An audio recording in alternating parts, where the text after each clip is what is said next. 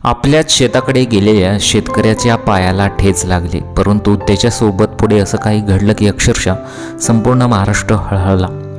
अशी भयानक घटना या शेतकऱ्यासोबत घडलेली आहे। त्यामुळे सर्व शेतकऱ्यांनी काळजी घेतली पाहिजे। नक्की असं या शेतकऱ्यासोबत काय घडलं, त्याच्या पायाला ठेच लागली आणि त्याचा त्या प्रकारे मृत्यू झालेला आहे। आता मान्सून दाखल होण्यापूर्वी धुळवाफ पेरणी करण्यासाठी परंपरा या परिसरात, त्यामुळे पेरणीपूर्वी मशागतीची कामे सध्या जोरात सुरू आहेत। बस्ती करणे तसेच शेतात जमा झालेला पालापाचोळा जाळून शेत स्वच्छ करणे ही कामे सुरू आहेत। उन्हाची तमा न बाळगता शेतकरी कामे कष्टाने करीत आहेत। आता ही घटना चव्हाणवाडी तालुका आजरा येथे घडलेली आहे। शेतात जमा झालेला पालापाचोळा जाळण्यासाठी शंकर चव्हाण हे सकाळी शेताकडे गेले होते।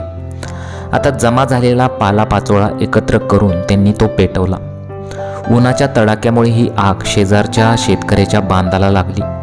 ही आग जोराने पसरू लागल्याने शेजारच्या शेतकऱ्याचे नुकसान होऊ नये म्हणून ते हातात झाडांची फांदी घेऊन धावत सुटले। यावेळी त्यांच्या पायाला ठेच लागून पायाचा अंगठा रक्ताबंबाळ झाला।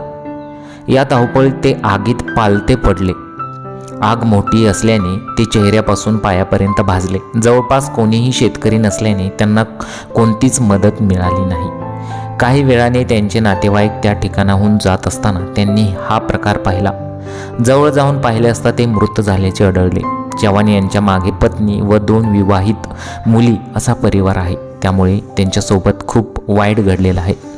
सरकारने त्यांना काहीतरी जे काही आर्थिक मदत ही केलीच पाहिजे, कारण की त्यांच्यासोबत हा भयानक ॲक्सिडेंट घडला।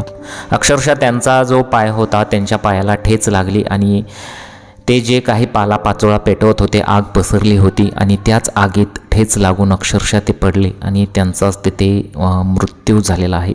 वय वर्ष 70 असं त्यांचं होतं। शंकर बापू चव्हाण असं त्यांचं नाव आहे।